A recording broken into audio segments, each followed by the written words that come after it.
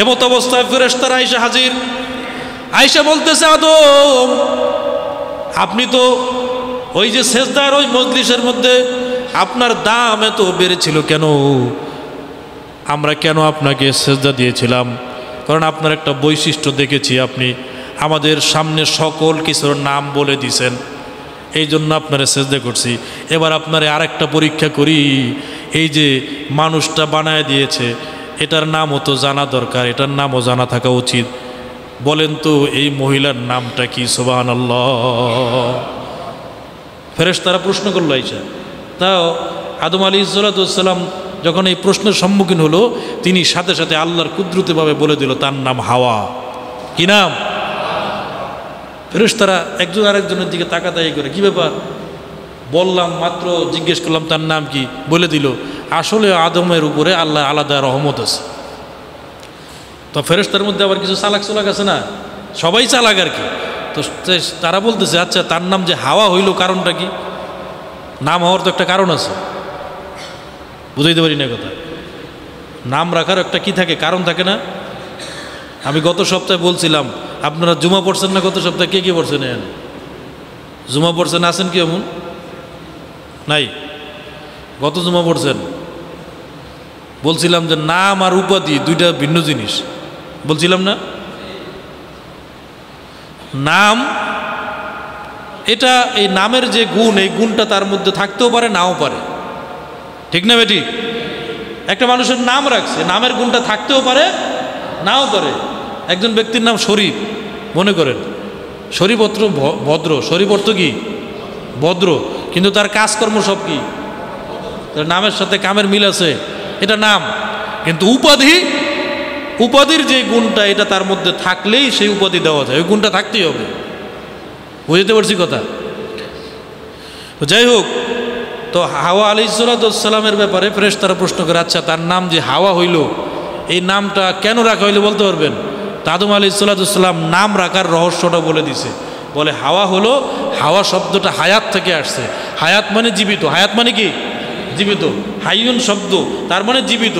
সে জীবিত মানুষ থেকে তার উৎপত্তি, এজন্য তার নাম হাওয়া। বলে কিভাবে সে জীবিত মানুষ? আমি যেমন জীবিত মানুষ, আমার বাম পাজরের হাড় নিয়ে একটা জীবিত মানুষের হাড় নিয়ে তাকে বানানো হয়েছে, এই জন্য তার নাম রাখা হয়েছে হাওয়া। সুবহানাল্লাহ পড়বেন না? এগুলি জীবনেও জানতেন না, তাফসিরে না এসে বসলেন, ঠিক না বেটি? এজন্য আসা দরকার আছে না নাই? আছে কি না? তো যাই হোক, হাওয়া আলাইহিসসালামকে বানায় দিল। এবার দুইজন স্বামী স্ত্রী জান্নাতে বসবাস করছে নিশ্চিন্তে, যেদিকে যায় সেদিকে আল্লাহর নাজ নেয়ামত, আপনার মধুর নহর, দুধের নহর, পানির নহর, শরাবের নহর, গাছপালা, তরুলতা, জান্নাতে অবাধে বিভিন্ন নাজ নেয়ামতের মধ্যে তারা বসবাস করছে। ইতিমধ্যে যখন বসবাস করতেছিল, তখন ওই যে শয়তান যে আল্লাহর কাছে বলে আসছিল, লাকুদান্না লাহুম সিরাতাকাল মুস্তাকিম, যে আমি অবশ্যই সিরাতুল মুস্তাকিমের পথে বসে থাকবো, কোনো আদম সন্তানকে আমি সিরাতুল মুস্তাকিমের পথে যাইতে দেব না, জান্নাতের পথে আমি যাইতে দেব না। তার তো ওই জিদটা তো আছে। এবার সে চিন্তা করে, আমারে জান্নাত থেকে খেদাইয়া তুমি জান্নাতে বসবাস করবা, দেখতেছি তোমারে, ঠিক না বেটি? তোমার বউ নিয়ে তুমি জান্নাতে থাকবা, এটা আমি বাইচে থাকতে এটা হইতে দেবো, এটা ভাবছো কি করে? সুতরাং দাঁড়াও, তোমারে সিস্টেম করতেছে। সিস্টেম করে না আমাদের দেশে? ষড়যন্ত্র করে কি না? একজন ভালো থাকলে এর অ্যান্টিবাডি যারা আছে, এর কেমনে ল্যাং দিয়ে নিচে নামায় বে চিন্তা সবসময় থাকে। এটা বাঙালি একটা ঐতিহ্যবাহী স্বভাব, বাঙালি স্বভাব। কী স্বভাব? এই স্বভাব যদি না থাকে তাহলে তারা বাঙালি বলা যায় না। একজন যদি ভালো থাকে, তাকে যতক্ষণ পর্যন্ত টেনে নিচে নামানো না যাবে ততক্ষণ পর্যন্ত সে শান্তিতে নাই। এটা কি স্বভাব বলেন? বাঙালি স্বভাব। বুঝেন, বাঙালিদের কিছু বৈশিষ্ট্য আছে, এটা অন্য অন্য দেশের মানুষের নাই। তো শয়তান চিন্তা, আমি এই জন্য মাঝে মধ্যে বলি, আমার মনে হয় শয়তানের বাসাটা বাংলাদেশে। শয়তানের বাসা কোথায়? বাংলাদেশে। যত বান্দরামি, শয়তানি, যত রকমের চালাকি, বাটপারি, চিটারি, যত পদ্ধতি হইতে পারে আপনি সব বাংলাদেশে খুঁজে পাইবেন। দেখেন আপনি, এদের মতো এত চিটার, বাটপার, এদের মতো এত মানে এত চিকুন বুদ্ধি পৃথিবীর মনে হয় কোনো দেশের মানুষের নাই। কারে কেমনে মারবো, কারে কেমনে ধরবো, কারে কেমন ছোট বানাইব, কিভাবে বান্দরামি করা যায়, দুষ্টামি করা যায়, ফাইজলামি করা যায়, এই চিন্তা বাঙালির মাথায় যেই পরিমাণ আছে একটা বিজ্ঞানীর মাথায় মনে হয় এত পরিমাণ নাই। ঠিক না ভাই, ঠিক বলেন? তো যাই হোক, শয়তান চিন্তা করে দাঁড়াও তোমার সিস্টেম করতেছে, তুমি জান্নাতে বউ নিয়ে ঘুরবা গারবা, তোমার সিস্টেম কর্মু, যেই সিস্টেমে আমারে আল্লাহ যেইভাবে আমি আল্লাহর হুকুম অমান্য করার কারণে চির অভিশপ্ত হয়েছি, তোমারও আল্লাহর হুকুম আমার কুমন্ত্রণা দিয়া আল্লাহর হুকুম অমান্য করাবো। ওই যে আল্লাহ বলে দিছে ওয়ালা তাকরাবা হাযিহি শাজারা, ওই গাছের কাছেও যাইবা না। আদম আলাইহিস সালাতু ওয়াস সালাম আল্লাহর এই হুকুম মান্য করার ক্ষেত্রে অটল এবং অবিচল ছিলেন, সব জায়গায় বিচরণ করত, কিন্তু ওই গাছের কাছেও যাইত না। প্রিয় মুসলমান ভাইরারে আমার, মুফাসসিরিনে কেরাম বলেন কি গাছ ছিল সেটা? ওয়ালা তাকরাবা হাযিহি শাজারা, আল্লাহ বললেন যে ওই গাছের কাছেও যাওয়া যাবে না। মুফাসসিরিনে কেরাম বলে গাছটা ছিল গম গাছ, অন্য মুফাসসিররা বলেন যে আঙ্গুর গাছ ছিল, কেউ বলেন ডুমুর ফল ছিল, কেউ বলেন যে কি গাছ ছিল এটা আল্লাহই ভালো জানে। তবে আল্লাহ পাক রব্বুল আলামিন শুধু এতটুকুন দেখতে চেয়েছিলেন যে আদম আমার কথা মানে কি মানে না, এটা শুধু আমি আল্লাহ দেখতে চাই। সুবহানাল্লাহ। কিন্তু দীর্ঘদিন পরে শয়তান প্রথমে তার স্ত্রীর কাছে এসে হাজির, আদমের স্ত্রীর কাছে এসে বলতেছে, হাওয়া বলে কি কুমন্ত্রণা দিতেছে, আপনার বেহেশতে ঢোকার তো সুযোগ নেই, দূর থেকে কুমন্ত্রণা দেয়। শয়তান সামনে নিজে শো হয় না, মানুষ শয়তান যেগুলি আছে ওগুলি অরিজিনাল শয়তানের মতো, ওগুলি নিজে শো হয় না, অন্যরে দিয়ে কাজ করায়। আছে না নাই? বড় বড় লিডার যেগুলি আপনারা জানেন তো, এই দেশের রাজনীতির মারপেস, এগুলি আপনাদেরকে আমার বলে বুঝাইতে হবে না। বড় বড় লিডার যেগুলি, এগুলি কি সামনে আসে? কোথায় থাকে? পিছনে থাকে, এসির মধ্যে থাকে, শুধু ফোনে হ্যালো বলে দেয়। ঠিক না বেটি? তো ইবলিসও দূর থেকে কুমন্ত্রণা দেয়। হাওয়াকে বলে, হাওয়া আল্লাহ যে এত নেয়ামত দিয়েছে, সব কিছু দিছে, এই যে গাছটার সামনে তোমাদেরকে যাইতে না করছে কেন জানো? এটা একটা কারণ আছে। কিন্তু কি কারণ?